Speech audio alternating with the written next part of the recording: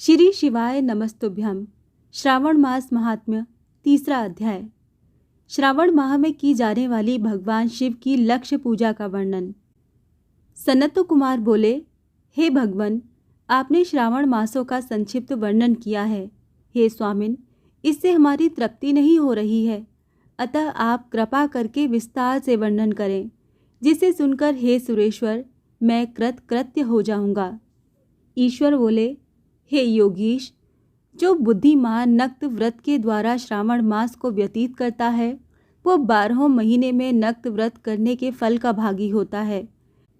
नक्त व्रत में दिन की समाप्ति के पहले सन्यासियों के लिए एवं रात्रि में गृहस्थों के लिए भोजन का विधान है। उसमें सूर्यास्त के बाद की 3 घड़ियों को छोड़कर नक्त भोजन का समय होता है। सूर्य के अस्त होने के पश्चात 3 घड़ी संध्या काल होता है। संध्या बेला में आहार, मैथुन, निद्रा और चौथा स्वाध्याय, इन चारों कर्मों का त्याग कर देना चाहिए। गृहस्थ और यति के भेद से उनकी व्यवस्था के विषय में मुझसे सुनिए। सूर्य के मंद पड़ जाने पर जब अपनी छाया अपने शरीर से दुगनी हो जाए, उस समय के भोजन को यति के लिए नक्त भोजन कहा गया है। रात्रि भोजन उनके लिए नक्त भोजन नहीं होता है। तारों के दृष्टिगत होने पर विद्वानों ने गृहस्थ के लिए नक्त कहा है। यति के लिए दिन के 8वें भाग के शेष रहने पर भोजन का विधान है। उसके लिए रात्रि में भोजन का निषेध किया गया है। गृहस्थ को चाहिए कि वो विधि पूर्वक रात्रि में नक्त भोजन करे, और यति, विधवा तथा विधुर व्यक्ति सूर्य के रहते नक्त व्रत करें। विधुर व्यक्ति यदि पुत्रवान हो तब उसे भी रात्रि में ही नक्त व्रत करना चाहिए। अनाश्रमी हो अथवा आश्रमी हो, अथवा पत्नी रहित हो अथवा पुत्रवान हो, उन्हें रात्रि में नक्त व्रत करना चाहिए। इस प्रकार बुद्धिमान मनुष्य को अपने अधिकार के अनुसार नक्त व्रत करना चाहिए। इस मास में नक्त व्रत करने वाला व्यक्ति परम गति प्राप्त करता है। मैं प्रातःकाल स्नान करूँगा, ब्रह्मचर्य व्रत का पालन करूँगा, नक्त भोजन करूँगा, पृथ्वी पर सोऊंगा और प्राणियों पर दया करूँगा। हे देव, इस व्रत को प्रारंभ करने पर यदि मैं मर जाऊं तो हे जगतपते, आपकी कृपा से मेरा व्रत पूर्ण हो। ऐसा संकल्प करके बुद्धिमान व्यक्ति को श्रावण मास में प्रतिदिन नक्त व्रत करना चाहिए। इस प्रकार नक्त व्रत करने वाला मुझे अत्यंत प्रिय होता है। ब्राह्मण के द्वारा अथवा स्वयं ही अति रुद्र, महारुद्र अथवा रुद्र मंत्र से महीने भर प्रतिदिन अभिषेक करना चाहिए। हे वत्स, मैं उस व्यक्ति पर प्रसन्न हो जाता हूँ, क्योंकि मैं जलधारा से अत्यंत प्रीति रखने वाला हूँ। अथवा रुद्र मंत्र के द्वारा मेरे लिए अत्यंत प्रीतिकर होम प्रतिदिन करना चाहिए। अपने लिए जो भी भोज्य पदार्थ अथवा सुख उपभोग की वस्तु अति प्रिय हो, संकल्प करके उन्हें श्रेष्ठ ब्राह्मण को प्रदान करके स्वयं महीने भर उन पदार्थों का त्याग करना चाहिए। हे मुने, अब इसके बाद उत्तम लक्ष्य पूजा विधि को सुनिए। लक्ष्मी चाहने वाले अथवा शांति की इच्छा वाले मनुष्य को लक्ष्य बिल्व पत्रों या लक्ष्य दूर्वा दलों से शिव की पूजा करनी चाहिए। आयु की कामना करने वाले को चंपा के लक्ष्य पुष्पों तथा विद्या चाहने वाले व्यक्ति को मल्लिका या चमेली के लक्ष्य पुष्पों से श्री हरि की पूजा करनी चाहिए।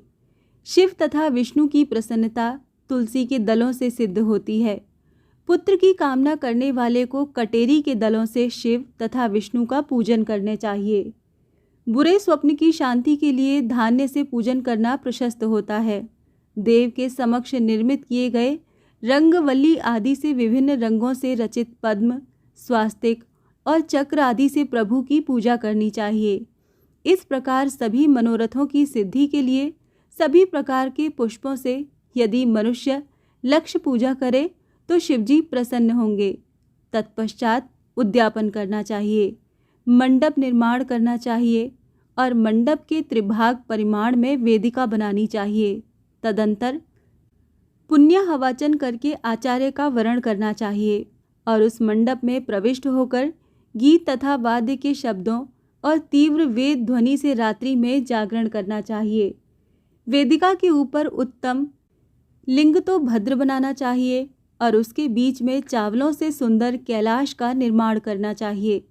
उसके ऊपर तांबे का अत्यंत चमकीला तथा पंच पल्लव युक्त कलश स्थापित करना चाहिए और उसे रेशमी वस्त्र से वेष्टित कर देना चाहिए। उसके ऊपर पार्वती पति शिव की सुवर्णमय प्रतिमा स्थापित करनी चाहिए।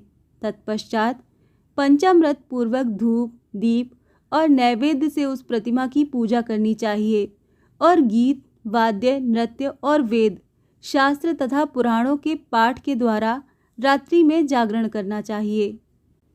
इसके बाद प्रातःकाल भली भांति स्नान करके पवित्र हो जाना चाहिए और अपनी शाखा में निर्दिष्ट विधान के अनुसार वेदिका निर्माण करना चाहिए। तत्पश्चात मूल मंत्र से या गायत्री मंत्र से या शिव के सहस्रों नामों के द्वारा तिल तथा घृत मिश्रित खीर से होम कराना चाहिए अथवा जिस मंत्र से पूजा की गई है उसी से होम करके पूर्णाहुति डालनी चाहिए। इसके बाद वस्त्र, अलंकार तथा भूषणों से भली भांति आचार्य का पूजन करना चाहिए। तत्पश्चात अन्य ब्राह्मणों का पूजन करना चाहिए और उन्हें दक्षिणा देनी चाहिए। जिस जिस वस्तु से उमापति शिव की लक्ष्य पूजा की हो उसका दान करना चाहिए। स्वर्णमयी मूर्ति बनाकर शिव की पूजा करनी चाहिए। यदि दीप कर्म किया हो तो उस दीपक का दान करना चाहिए। चांदी का दीपक और स्वर्ण की वर्तिका अर्थात बत्ती बनाकर उसे गोघृत से भरकर सभी कामनाओं और अर्थ की सिद्धि के लिए उसका दान करना चाहिए।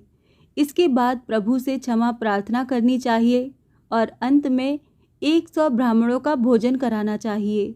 हे मुने, जो व्यक्ति इस प्रकार पूजा करता है मैं उस पर प्रसन्न होता हूँ। उसमें भी जो श्रावण मास में पूजा करता है उसका अनंत फल मिलता है। यदि अपने लिए अत्यंत प्रिय कोई वस्तु मुझे अर्पण करने के विचार से इस मास में कोई त्यागता है तो अब उसका फल सुनिए।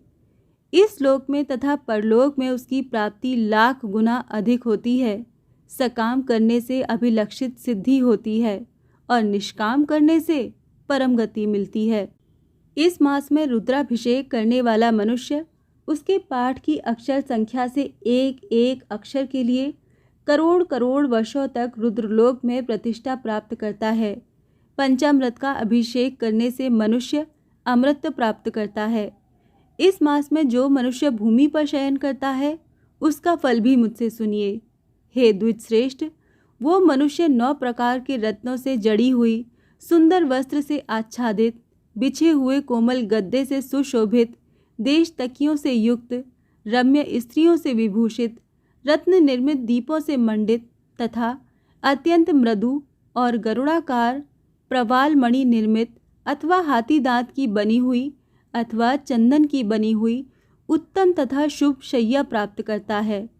इस मास में ब्रह्मचर्य का पालन करने से वीर्य में दृढ़ पुष्टि होती है। ओज, बल, शरीर की दृढ़ता और जो भी धर्म के विषय में उपकारक होते हैं वो सब उसे प्राप्त हो जाता है। निष्काम ब्रह्मचर्य व्रती को साक्षात ब्रह्म प्राप्ति होती है और सकाम को स्वर्ग और सुंदर देवांगनाओं की प्राप्ति होती है। इस मास में दिन रात अथवा केवल दिन में अथवा भोजन के समय मौन व्रत धारण करने वाला भी महान वक्ता हो जाता है। व्रत के अंत में घंटा और पुस्तक का दान करना चाहिए।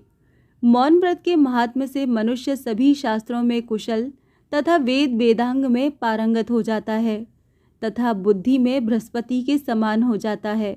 मौन धारण करने वाले का किसी से कलह नहीं होता, अतः मौन व्रत अत्यंत उत्कृष्ट है। इस प्रकार श्री स्कंद पुराण के अंतर्गत ईश्वर सान्निध्य संवाद में श्रावण मास महात्म्य, नक्त व्रत लक्ष्य पूजा, भूमि शयन, मौनादि व्रत कथन नामक 3रा अध्याय पूर्ण हुआ। श्री शिवाय नमस्तुभ्यम।